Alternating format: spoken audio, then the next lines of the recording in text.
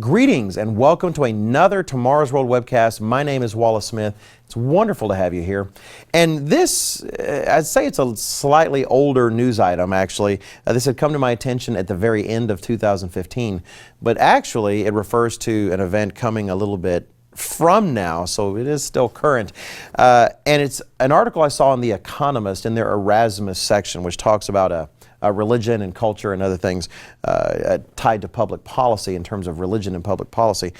And the title of the article from December 27, 2015 on the Economist website is this: "A non-European Pope is hailed as the greatest European."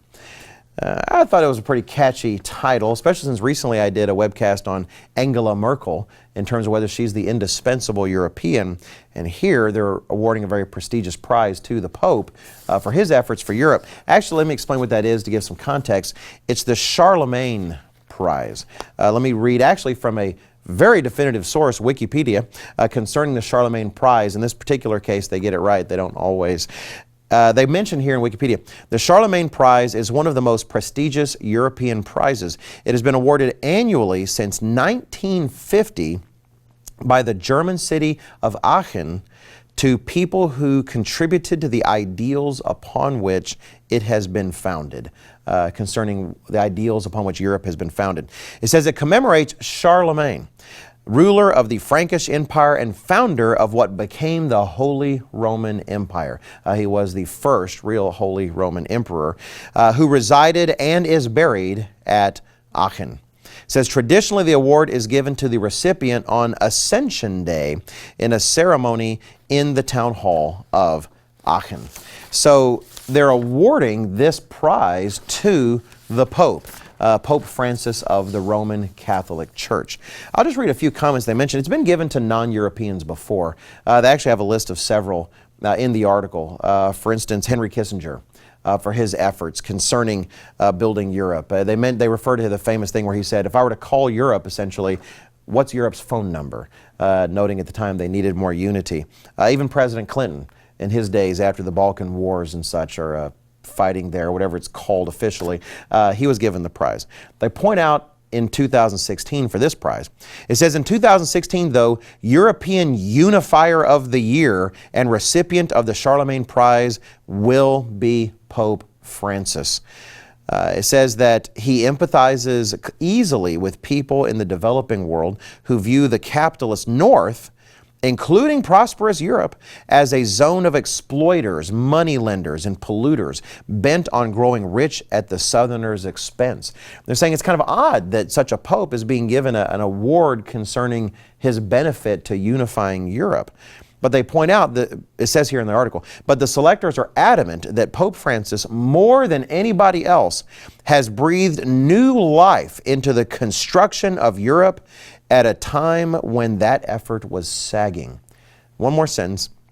It says they cite his oft-stated belief that Europe must be based on ideals, not economic calculation. Above all, the ideal of the sanctity of human life.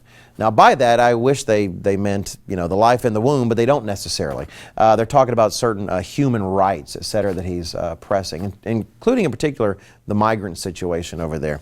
So here he's being awarded as the great unifier of Europe for today. They'll give the award to someone else next year, perhaps. But it's interesting for a number of reasons, but primarily prophetically. There are people that would often want to tell us on Tomorrow's World that, oh, Europe is so secular and you're just talking about Europe coming together as the beast, which it is.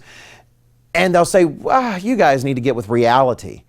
No, reality is prophecy. Reality is what the Bible says is coming together, and we see it in the news when we're looking.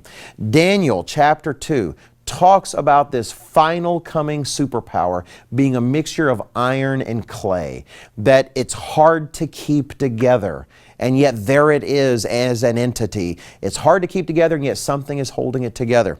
In Revelation chapter 13, we read about this religious power, an individual in particular, that on one hand looks like Jesus Christ, seems to profess the ideals of Jesus Christ, but on the other hand speaks the doctrines and teachings of the devil, and that it is that unifying power bringing Europe together and holding it together. Prophecy is unfolding. It's not always in one giant fell swoop like a meteor falling out of the sky and decimating a major city.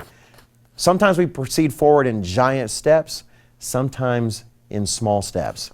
And items like this should encourage us that regardless of what the news really says, sometimes the Bible is accurate. You keep watching because you're going to see more things like this. Thank you for watching. Please check out everything else we have to offer at tomorrowsworld.org.